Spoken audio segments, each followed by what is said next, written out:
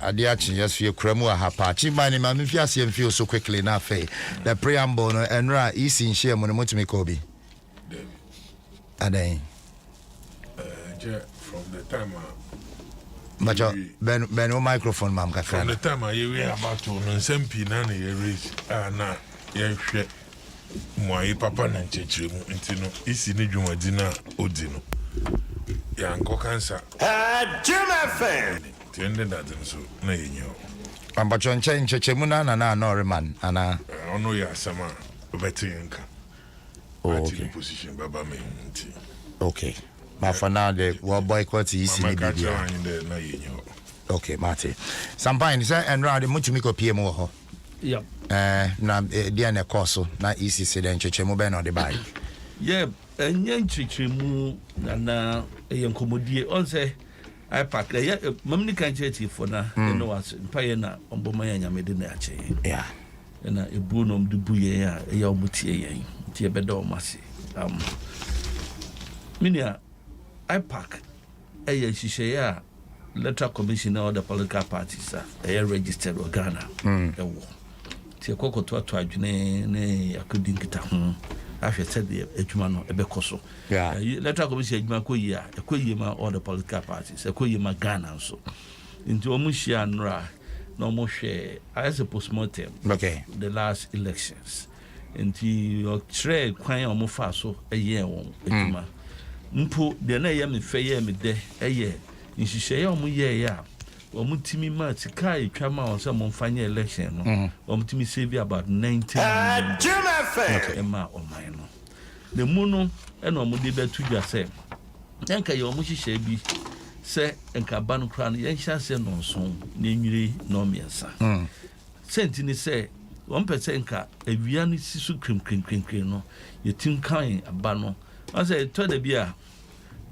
about to ne hu nsem no esumba nema timi ekoso nti na nka omususu se eno na emom covid ebaye no amahihye no ntimi amba de omsam ye hu se wo mu create extra polling stations ema nhihye no ekontem ema yen nti tutu amode aba eni se ye nyina ebedwene ho ne ahwe se emra ye de sha abato na se eni mra ye de wie no se betwe emra de wie na ba nimu kakra na yenya kwan ne atimi akan ne ntam na results no saba ntam na anxiety ne tibai ne num fa placards nko demonstration ni nyina be free wa na chere say o ka se be bona kuti ase me see na America say ya ne sa na ye good engagement and I believe say yenyina be so de yam ya ne say tibai ne num antimi amba so ma bom trimpo ba ku no ma nko na mbeka so omba we say so omba na bedu me nim say bedu hihye fufuro bia e affect political parties ni na so mbeba dia ni asem am say na dia be sa mbesa kra ma dwen kakra 2024 so mbe contest so ebi o mo dia chem electoral commission na so ni no na ebi 2024 mo dia chem amon contest alajibani mbo contest electoral commission na say ma order about to go yeah as much as I know say yedi hunkomo was a o susunde obopon about 3 yeah anyambia about na yeto na 8.5 them 2 hours now wo ye fidon eba nchiremu na wada to na de susu na yehu there them 2 hours na baka na edwuma oye ho the last time we was about 24 hours you better one can anamba go see that and today no di no nemu your friend and a figures our the bar no change no 2 hours in Ghana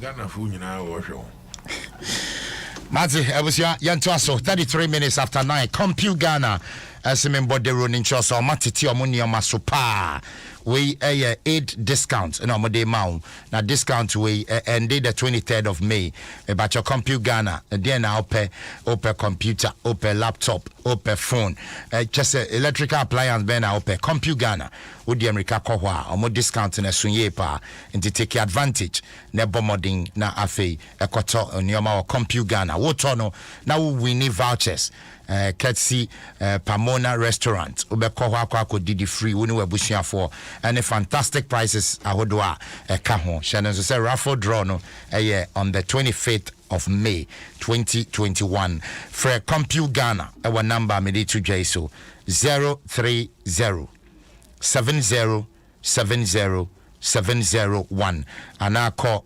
compugana.com na fe ubetimi a shop wo ho online Compu Ghana passion for technology e ba cho opesemina papa wo de be hofro wonsa na wanya that sweet scent na etimi ate wonsa ho ye ayi gems ni nyina fi wonsa ho a semina ba ko pe Live Boy liquid hand wash ukojoma na watobi shop na be won feature ho no ebi e wo ho Live Boy liquid hand wash shana so say o ma hodo mienu ye wo total and ye wo herbal total no a red color and a herbal no a green color ni nyina active ingredient wo ma a bought one ho by protective from germs yet a very gentle on your skin Live Boy liquid hand wash ko supermarket bia obenya bi na oso to me at all asomdwen kan afi yenko yanim sampan na ma mi gemfo a ne boni ne sen ya shishi excavators ni ade what exactly is the issue Adom FM Asampa wodino yam de ye na ye kwabna na kwasi me kwasi adapa kwasi asam kano me nyini se ese narrow no to me national women organizer ye ka about the Galaxy fight nti ho nhihye ene anamo yetu yenka na general nsem bi a abamu no yebetumi akotu bi as example na dia kasam okay enunti memfa ono enye topic enka okay yiri se yenyina yagitum se yensuo yensase environment no ese ebo ho eban emo pipiara atsem we a ye kanene emfie be nan achi na president etu anamobi okaye no okase ode onu kra no ni presidency no etu so say Chelsea ne City match bebo yankrofo so mbetwa bet say Ghana for obetu sana mo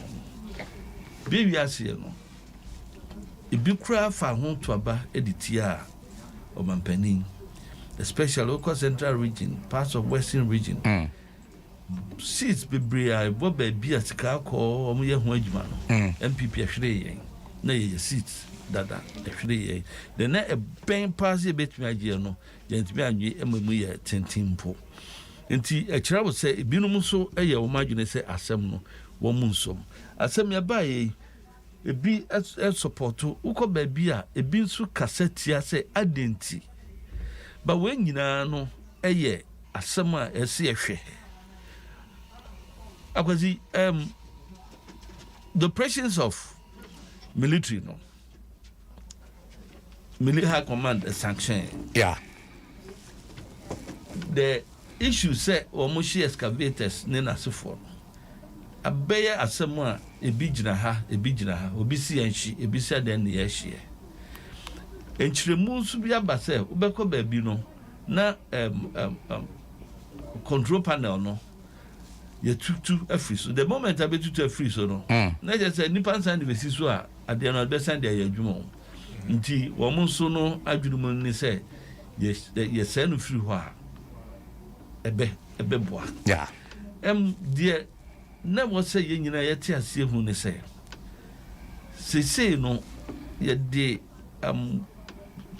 the friend small scale mining large scale mining and illegal mining as ye two afra any day cancer. Yeah. It is separation, no, should be clear. You can't illegal mining, I galamsey, no. Your quine, your mouth quine, your mouth crata, or mining mouth quine sequoias age man. And then notwithstanding where you doing it, no, illegal. You will be no so almost a small scale mining. Almost say that is a process to know illegal for you at the first way, say environment, any no, and almost at the first way. Nuntina ma the church mono, I be beer. Right. But the main maker simple. And the mono mutu no baby or mobile biani don't baby omunya de be in the interest of my Ghana. Yena citizens no ya nyina your stakeholders your interest Adam ni chief ya radio back TV back so na make me sustainable development me research be me call prestige atakwa I am free area. Now, we beside questions on the effect of mining on the environment. When we get to say assassin, any so no say there, but when we need a juma be a untina mom, yes, that's based on the questions that I asked. Okay. And to come to say now, your mamo alternative livelihoods. Moi, me bo abrofo. Boyfriend bi na omo tire sport mo say a lucrative business o de kwa ma no ne ekoton sika wo woni man say some de ma me wo mo say abrofo no a abaha ebi ye galamsey no China for no businessmen no a ewo Ghana wo mo ye no asofo nananom any politicians bi a wo mo so eye no Womu nim se yedua sa niema no a sika wom ene omo ya na akwasi ohun asem no de tie. Oh yes. So it touches down to the psyche of the people. In the fight against galamsey no eye issue a eso if say nipa na dwene no etisen me kai pa me hu video bi say no kra Mami Kate no be running commentary. Yeah. And people for your bremo, your better better, young codidien. What's the assumption in Panicaya? Small scale for also be a press conference. One also can almost some background. Even a woman called press area, how a press conference be maybe be ranted by interview one movie say, I see a moment, Jumano. Enti ama asem no asem a eso any see a funny try near kind of politically say ye beka asem we near yema aboye a sa partisan approach in discussing issues no you see you free right azamba ye bisa okon no ejina illegal miners and also more legal concession or more miners or more ka ho bi. Oh, me kai say minister Kasano or yes say one more even prospecting license then that's for one for Bajmano and to for the meantime illegal mining there if you didn't want to say and no crowd in here say I say I sack myself every day here say Quebec home asem right but operations of mining idea the broader sense. Okay. We could be say Nimont, for instance. Yeah. One more assassin pa ne kwa yomu ye mojuma. But one more year reclamation. One more filivia, one more dear in ya. Impo ansa no mo best start no. One more to me dear near be a 200,000 ma forestry. Say one the year as be a say yon mojuma. It is all a small scale miner. And now even large scale miner. That's a boy ye jumana. Science say we you know with this one na. What you say? Yeah, me too. Say when you should dia, not definitely no. I was say one more and no yan she man krata no. That's why I'm not trying to know can be bicha. Which is a fact. If we say we call no, you catch roll. Would you say mining no ankasa? Book even prospecting. Oh, say a forest mu na be bi kra ya kwawe so no forest for no ewo sika bi so otua eso mo de edie nua ewo baabi a mo be ya adwuma sa mo hwehwe sika ko ho enti se wanye ne sa nyama no definitely no emra no so eno be ka bi but me I know say once a legal permit and then as for no there we are allowed to work but instruction no the directive now they say obia amfa na djuma entofo na fi yenhwe kwan ya be fa so asiesi titro no eye wo mo a eye adwuma wo nsuo mu titru ene wo mo a eni tumi say wo mu wura kwaye mu so eye adwuma e wo kwaye mu nti fa na ekon no babia akọ gina no but me the mestre say ye nyi politics and free mu a ye because me kai pa say ye beto aba na kokuba hene to ni abi nom nam mining sites no mo show mun kran say mun ye galamsey mun to abanti akufuado mun to abanti MPP ye de bebe mai galamsey na ye petuminti yankai se yensase yensuo sa numa no bese no awazi ebia me chief wo ebia ye de betumi ato bottled water anom ebia betim kra aduane wo omafufro bi so abedi ba nipa pimpim na aka wo mo woda capacity na nti ensem we no eni se ka se megina bi ena we gina zi ena de ka asem no ye nyina ye fa adwenkro ne hu kwan a ye beso mu a e be hihye agudan dem ni se enkasa se no mu forever ye den a ye betu na emom ne kwan paso a enkofa nsusanso bone biara emma oman no enu nti ena ye tu sa anamo no timi giri se nyina ye beboa e wo mu a ya hye o mu ne ma ne so unfortunate ya fidie no ba ku bodin pa o asamon so ebinum so eya so brache enu so no ye hwe ni ye na de nhye ba at least ye ni so na fe komodi ho na ye be ka ho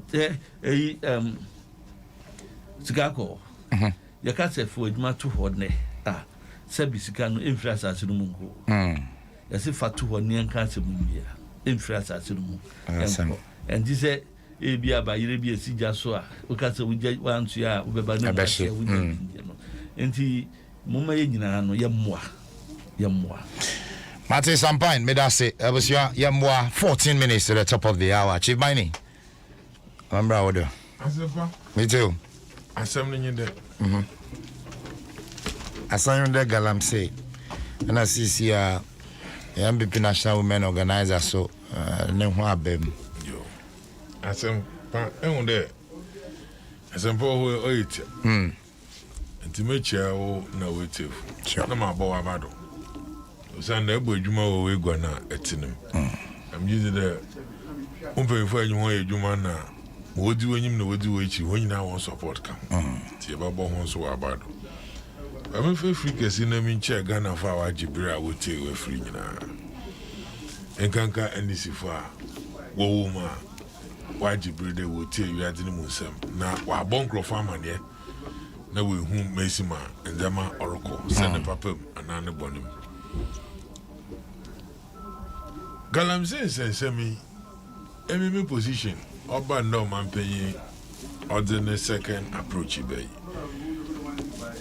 two positions in aminye first with the fact that president na orba bill na nche odoma yenyina ya kanu by telling Ghanaians the truth today but in ejuma to online them as some kind but in Crawford didn't remember to faili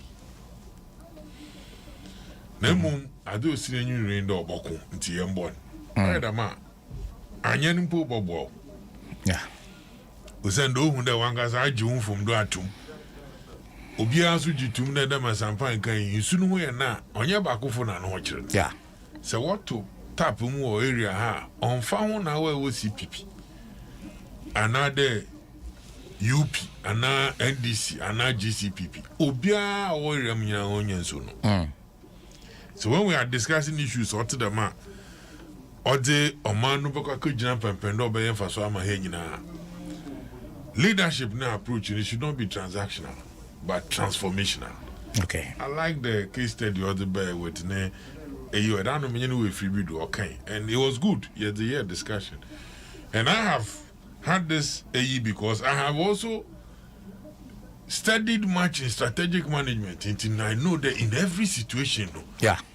approaching the situation now I solve, you should be strategic and look at how or benefit to as a whole, not as an individual. And so that is why I believe that the president should have accepted the fact that a queen sinenu do pedoku na nkrofu bi di ne hwamo. The meantime when two achieve for that matter no ofeli here. Okay, that's what course in but Ghana for according to results the electoral commission about two. Not there. So failure so today Ghana for assign wine. Patrama. We pian. Yeah. And to why they wanna odi hunenyi ma okoda mkuna wanye into menje ntu ma honde ndamasa bro nanso so aban adan mentu maye ntima abufu na mo sorry bio wodam kona ado ehu anti na me yedam promise na won so wendi me hwamwedi won kam ho ne ensanku bio masa oye na mo bio wo mo oye party adwuma bia ase oye party ba na or take advantage of political power obegina yi. There are people who are doing galamsey legally who one way or the other belong to the party, and there are people who are doing galamsey illegally who one way or the other also belong to the party. You better separate them. People are taking advantage of the situation. It been a question. Now, Mami Kejin for any machine I watch you. Have you seen a releases of extra whatever, is it gold mining or something? Also a general manager and all. Yeah. Have you seen those documents? What they seem to do in there, they are justifying the fact there what the call, what the room hoko, and a forest hoko, tin war one. And one crowd watch you do, I saw Bobo Coco and Nasi Funinara.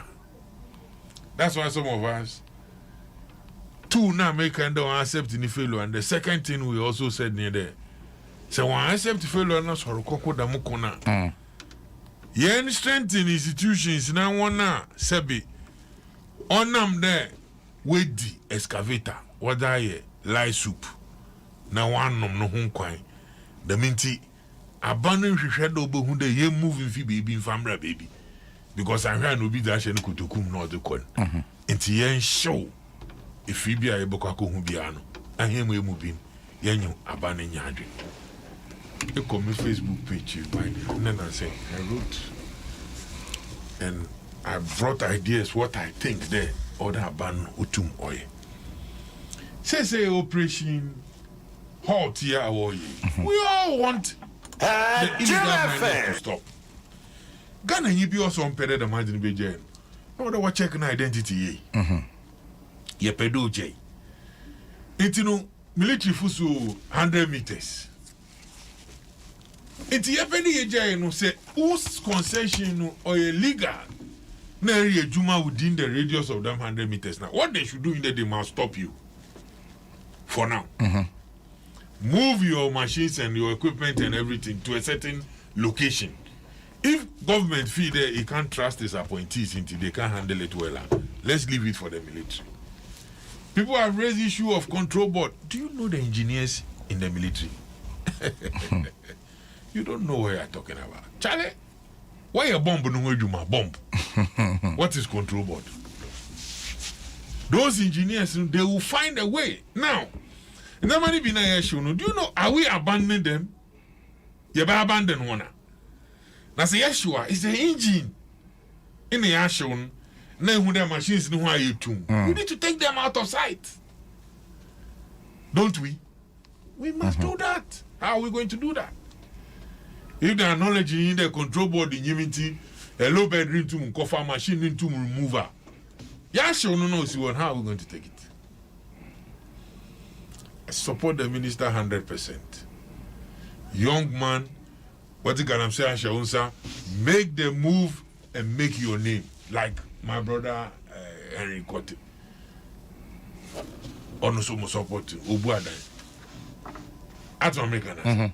Make the move, but move never make no. Masa, let's not do it when Akukodo. And for me, I think that we are fighting those illegal miners, and at the same time, you know, some people who even have a friend concessions. Our small scale mining. The microphone, one machine, or the human on Tumra, another one Tumra because of war within a certain radius and military declared the Bemani Panin call for that matter. Yes, sure, excavator. No. Go to Ghana Web and read judgment debt which was paid to today MPP Ashanti Regional Chairman, because he raised legitimate issues in court with regard to that some operation called then Adam operation no fido lose ni machines no nya bonana do fido ni do lose. $1 billion or over $1 billion, the state had to cough that money. Today, the people now are showing machines in the ground. They are raising issues. As today, only another matter. For the purpose of your discussion, let's assume that Nimpa machines will do our issue in one pet. Okoko to no kudi nkunyimde baby mojina na nkonye or kwando obejina because one kasa man tum do njina ono nye juma. But ona mu operation na ye nti be show the machine. The minti o man into the machine man na ye koya na ye be. Ono ye one. And one na wo machines wo didi nsem hu no se ye machines ni ye di besi ho. Obi o ye illegal mining bia. Attorney General, the department, they have a lot of grounds. I will prove beyond reasonable doubt. In my court, name there, what trespass? For that matter, until abandon confiscate one machines, you know. Na se court to my order. One my directives you can't find. Even if court gives an order, they won't confiscate. Natural or one cause on there, our by law. Yeah. The mintino, you but to ya can be a bay. Say, I stop when you know. Abandon helicopter buffer room, police, military fuyala. They will go and then they will also realize then Krofupi who Juma wire way to. We must go and then what you call reclaim those lands. Yeah. Because this my way to my a wasa assassin. People must do their farming and all that. And just say if we get to that point, don't you think the Aban will also need to get new dozers and new machines, excavators and all that? Then we are saying we are going to give it to contractors. Now if we are going to give to contractors, import one into the local level, no, what the contract now more but two machines in our home to only a minus data. Are we not saving some money? Go to Odo River. Sampai and his MPP, Nanado Danko Akufado, or leader, today the president. They promised don't over him now I fish pond. And the Crawford won't swimming pool over there catfish. And he said, "Why a catfish will hold and Crawford eat on a sank on see a juma. Neighbor, you're doing my bad and neighbor. Country excavator and Fanfabia will do your donim. Now excavators are shown. Now, if I sit here and I say that yes, we can clamp down on them. Let's find another approach. Military, if it's cranes, they should move in. There are a lot of tonnage of cranes in the system. Over to one excavator, though. Just like that. If the excavator can move, over to one, I don't know this. Our friend, a low bed, though. And if yeah, snap up and say a plan there. That is the approach I have here. The minute we're moving into it like that. Now you're far, yeah, they're able to me keeping the man. As I make an answer. Obia, you bet you Ubia, Papa Bono, we are bringing it there. It won't feel now, it won't papers now, then I did by trade. It's a chain crana. advance for now them radios no will be anya adwuma into owa tam so no will declare they will be the adwuma na odomo court in fan obi nyoko akofa ka da batu ate and you know in fighting this girl I'm saying no let's be more transformational with leadership than doing it transactional. There what we want is that stop until we're just burning and we can't just burn them and leave those machines in the forest. Yes, we must move them because environmentally, no, environmentally, no, about cause problems on our end. Leaving them there. So how are we going to handle that? So yes, let's stop, girl. I'm saying, let's find a better approach. Baby, my yedri by making sure that yen fa cow yen fan to yen hondo. As much as we are saving water, no, we are saving them water, no, and we are also saving unnecessary cost over that. Mate, Shivbaini, Medasibebri. We're joining exactly 10 a.m. On the issue of Galamsey, Sampine submission, any Chief Baini. Sampine will be sending me messages directly related to you. Or say, Asempa, good morning. I'm listening to you live from Kumasi. We, some of the MPP communicators in the region, have decided to embark on sit-down strike. As of now, we've not heard anything from our leaders. Listening to Sampine in your studio, please ask him for me what they are doing about that. What the name? We are aware. As it Michael Techi. I mean, him no. But was sending, I don't know. Maybe so. But I'm the regional secretary. Okay. Asembia me pronounce obi say on strike. Okay. It is simple say eyanukra. We have processes within the party. Okay. Say we a communicator, we a organizer, we a say nasi bibi hawa. Your baby a dia sem no echo. Okay. Asembia me pronounce.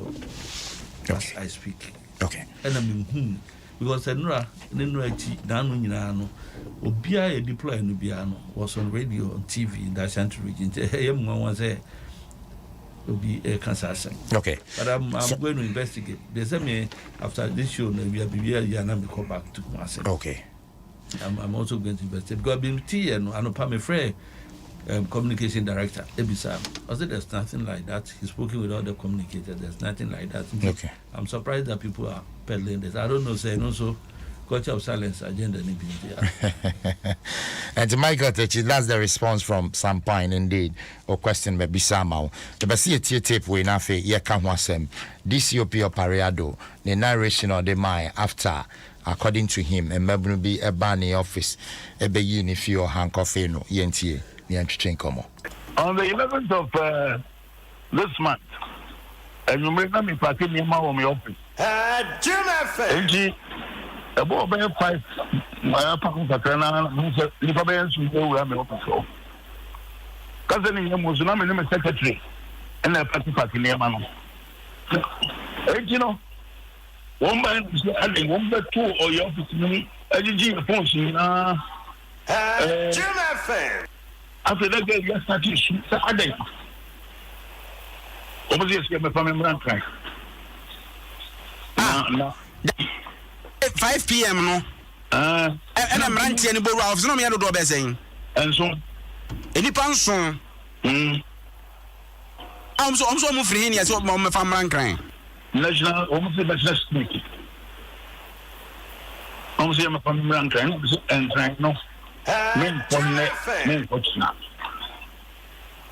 Me you won't cry. No, about me simple. My situation is not home cry. At that odd hour, and absolutely nonsense.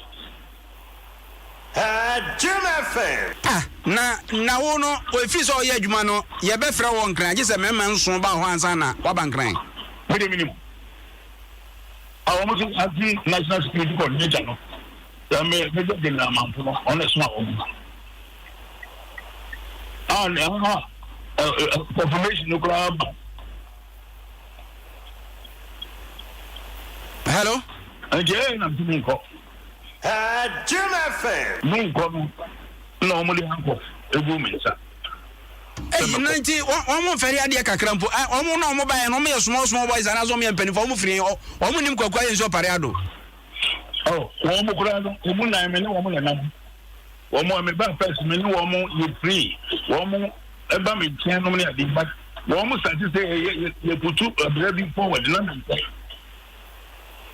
Because we are womo kwa dia for this time. Yes, security coordinator na see first camera. Na me see me tell you was here one simi change you. Eji womo kan woni pa nan. Mohammed Said, Mustafa, my friend staff, Kerry, and I want to accept the name.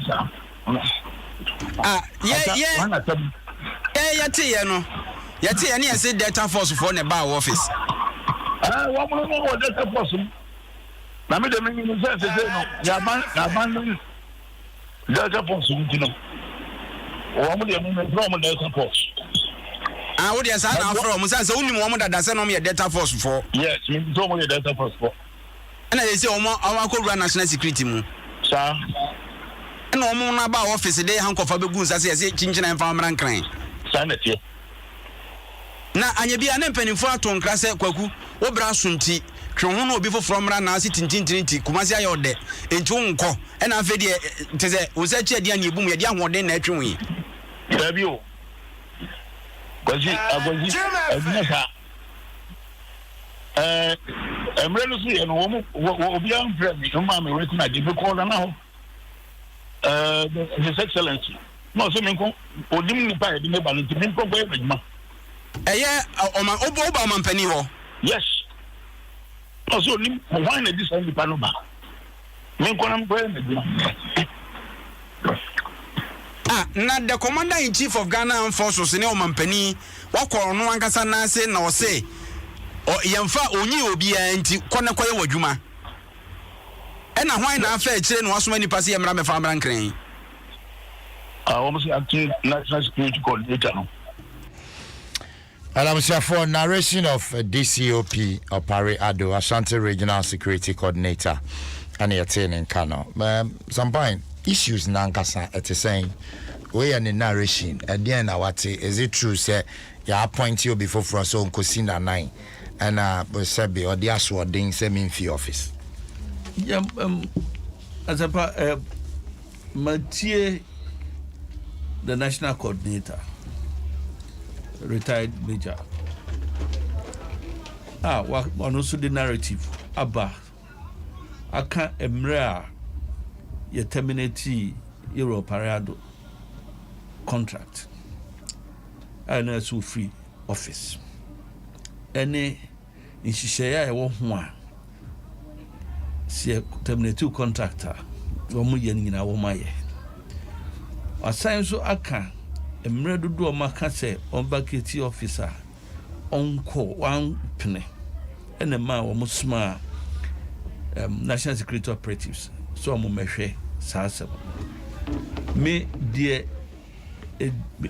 how mammy one more control story down one more did Delta Force machine when they know say Emre wa Ghana at this bandy side groupings nina azoka boys nina say for crocodile machete nina say for nyina no ya this band wo am me sometime tiano minim say in 2020 elections nina say for nyina aduma ne ya woman internal security and I'm from Delta Force for nyina we did not use any such organization. Individuals no are there, yes, but they don't operate under that organization anymore. They operate in his narrative, you know, or can send no national security for yeah. So why would you then go back and tell the world to say what we are Delta Force for? Why? Now you no crazy say you declare amount. I didn't think that any will act well on this matter. God was superior. And to penny, you know, as I'm about to console yachi, or be sure to fee how. The house, or no, so be so. What I say? Until the house no amount directives are. And so this war. Yeah. One is so a some fufro. A military mukrano. Aha. You bet me a charge you Nedwa ya court martial. So we do superior instructions so. Inti a yen some bameno de me pese yeka pa ye ba. Say no cresse wo mo nso ekoye no eye basabasa bodo so a yen hwe kwan a ye security setup no e bi so operate minim say you trained officers are wo ye naval officers, army officers, police officers our in the course of their duty no e bi our actions be a cause injury to persons. No interest woman ye officers. Ebia a kwam fast no e no man ye. So if it's established say kwan on fast no anyi ye a no so ne ho asema e wo se yeka. Na momu ye panin na so panin instructions ba and na panin pa instructions ba na so ka say wo be busu a e no so entwa ye. What you say? Enti ni se kan asem no afafa. Yemhwe ni nyina ni yenka ni yenyi free honor. If you say me, I wouldn't be happy. Say, Mikai said 2017 there was an incident. And no dear purely that time near this bandit, the boy say, I cannot lie. Preacher no lie, book no lie. Say no me your brand here. Almost more. As she said, Omoko yi le Zen officer no every ho. The name you say no the narratives are. Radio ni TV be carry a special TV for no. Some videos na mo eye. Into bit in China. It tell us into agenda say a Delta Force for no. Because that time no na ye wo mo. But no mo call honum no. Na nya sankrofo na ye ka wo masem. Ene koye. Inti muso ya besrem. As journalists, media, most I said we say, we present here some ye. Now the attention so no kind now shebia. On so ye assembly. The Kobani say, yeah, we agenda be or ya juni be na say, it be shame the trust story, not the car semina. That's what the beer a more minus or no, young Koyanim. But I the America, we are penny, we should be a say, we should be as you boys ya be omo nyuma boys so bia won master nti obia won master nti master say ya notwithstanding so this simple now our reservation bia ya wo kwan ya fa so e de cancer asem no for resolution as I'm fine as it stands now ye hu letter bia e kire se ne terminating a contract on no narrations was your man penny ho no man penny si onko ye na adwuma. And at what point in your terminating a contractor or yes, what didn't you was a memo? Or no, some no cano evidence in the or no, I can't so bomb and penny, man penny so quay and edgema. I know some man penny on a year of share or commander in chief, but in asking someone to do such a job, the recourse would be to the minister in charge, no penny. Edwano Eshenase because a year or no directly or appointee regional liaison officers. That duty no if national security a honor and a eba. Intimation no azemuno a jaso or say a no a Wagama yellow and friends say. So the viva vocal na bisa. I don't know the aka. I said you say on your letter biano I will be some say in who crate bia. Me some new me no anti hobio. Ana na ho. No ni ani ho. Ye nya ni audio bia so a kire say ye do cry anasa. Enti let's stick to the narrative of me. Okay, not me. I will stick to the narrative of the national security boss. Okay. And coordinator no say until they are proven otherwise because I'm not official source. Okay, Ntimpacho say ye kasi ya terminate obi appointment na on fee office here Is that the style I are removing it from office? What's the narrative from a major retired? Otsma so monko hwe accept the niso. And to medika can ha message to be anya hankuma can on several platforms. And ra mu ye TV back on na pofaje show no so I said me need joy for Kasai. I said me see say one my call you no in the course of former duty no one mo ye niema bi a emfata ye fata say kan ho asem what you say Mitiopa some ye niema bi a emfata e fata pa ehia say be kan ho asem. But between the national security boss and the regional coordinator no yes, babe. Your friend coordinator Mark about regional liaison officer. Because bet me a phone call crowd. The Intina office with us hotel. Must we send 7 guys? What's major retired as someone? One man notice. Notice. And the other no sooner because on one narrative no.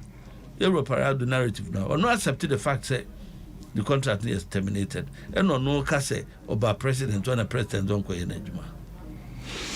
It is simple president who go Ejuma and no sooner the best thing done is say and no be notified the superiors to say yes, mama be notice send me vacate but me call presidency been call office.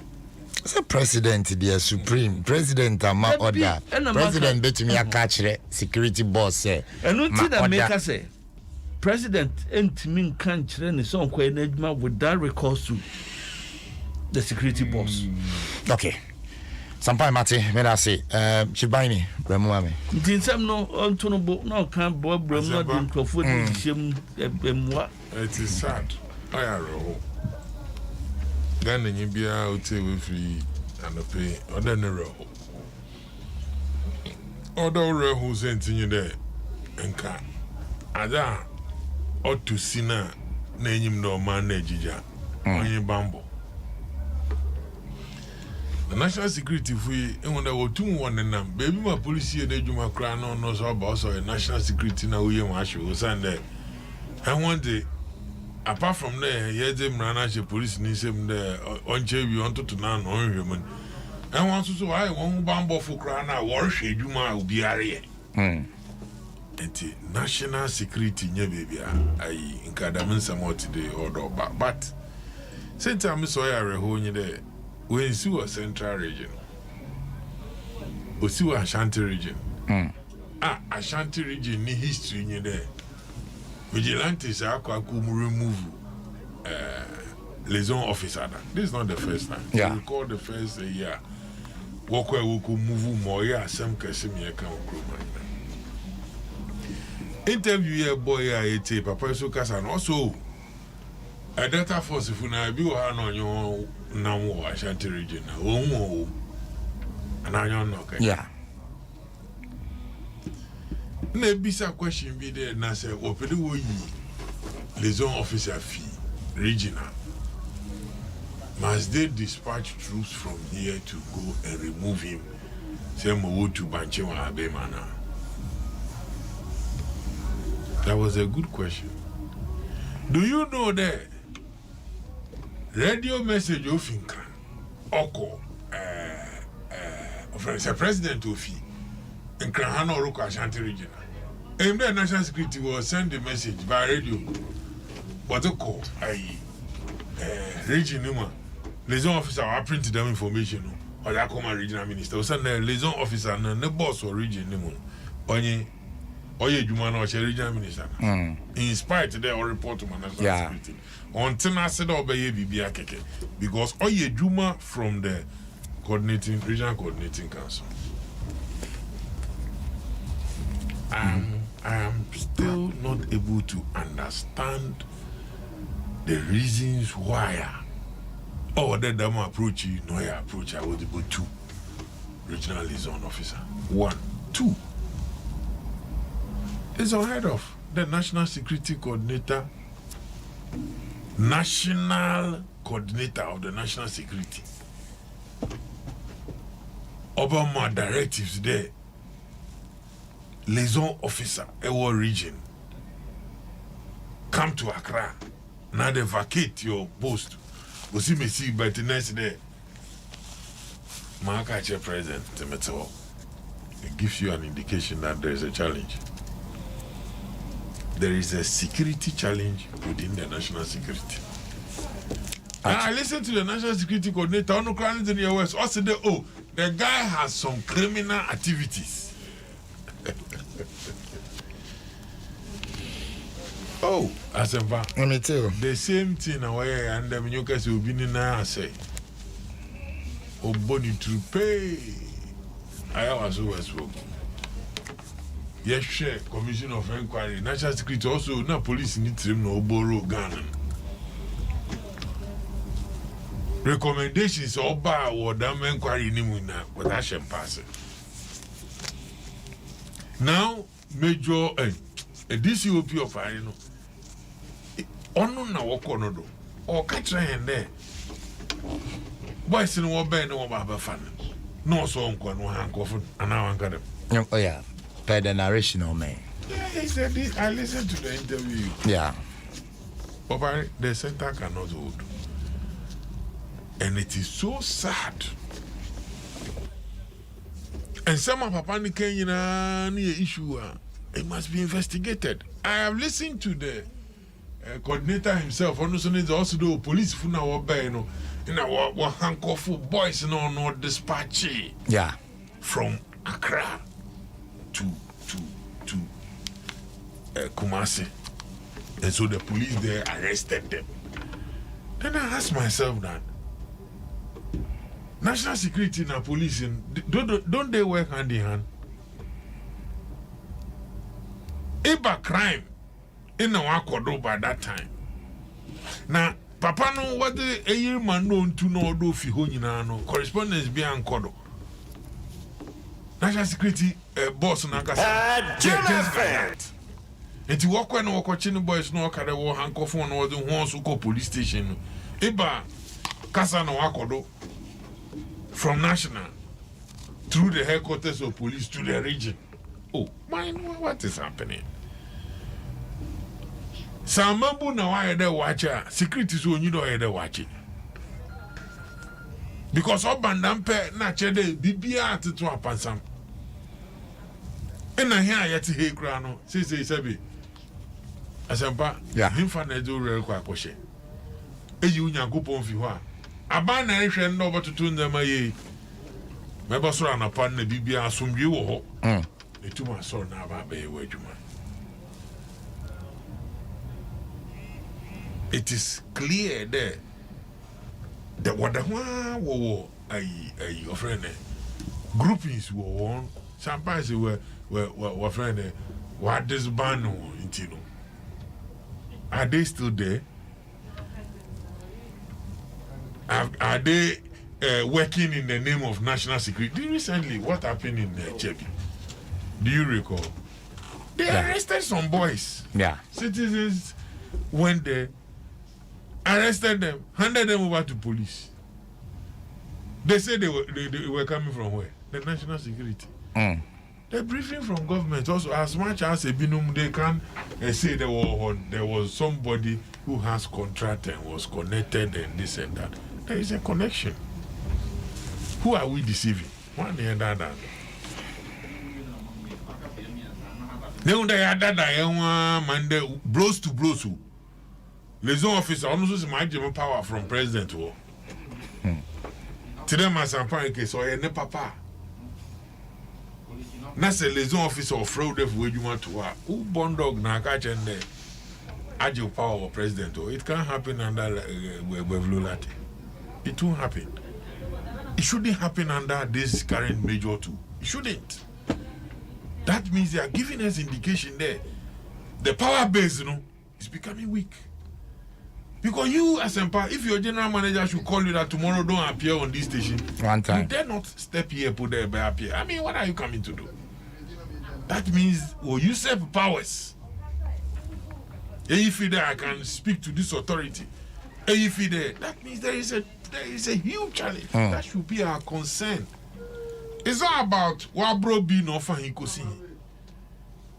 That should tell you that that outfit no national security as it used to be, you know. Challenge is variable. And people don't even have the power to do what they ought to do. Based on the information this guy is telling us, it should be a worrying situation. It should be a matter of concern, even to the president, as much as is mentioned. Even if one mentioned Ukraine, it should be a worrying situation for him. How much more than Papiwa Boniti? So for me, I think that it has become clear the national security, you know, also as much as definitely what political interests and now what belong to certain political parties. The head of national security and the heads across the 16 regions, you know, shouldn't become an institution now. When a person is directed there, you want to tell us that because of who relationship with the president. So it gives us indication. Politics, you know, or you too much within that institution. Marty. And indeed, the so-called vigilantes now at this band, they are playing a role, according to Major DCOP Adom. Marty, if that is the case, Adanko Dada Adreno is becoming worrying.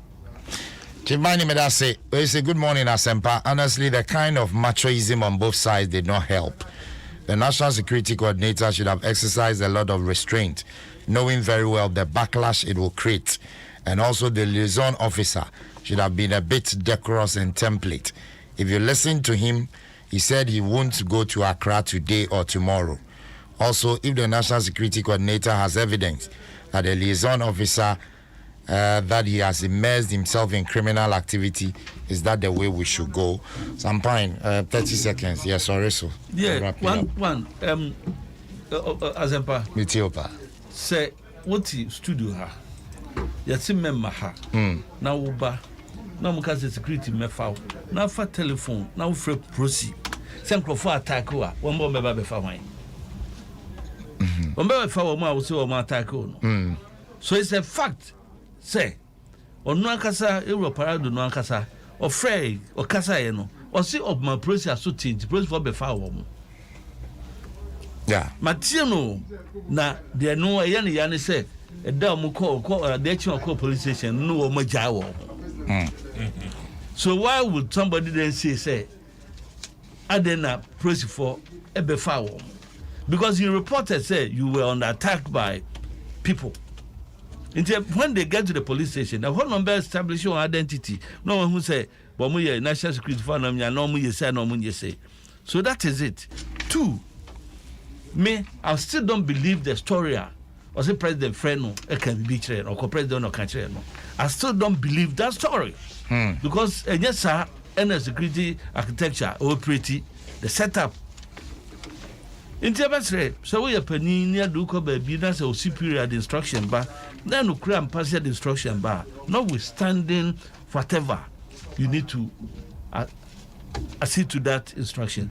Now, Senkakwe, I would say verbally when the president Akasano, you should have informed the higher authorities about this. Now, come cross check no more say BBC. Pati Sampai Medase, Chibani, 30 seconds. Like I said, vigilante for now was a story bill. And they need to investigate and come back and tell us. Kakrana coordinator no one can only enough. The liaison officer no raise a lot of issues. As American, once our top public now you can want seven. There are a lot of. In fact, the coordinator has said that there are criminal activities via Papana conduct. And those are issues I want to pure for order one boy. Jim FM. Or around today. Or do to office at that bunch. What you saying? Marty, I was your fault, made us be brave.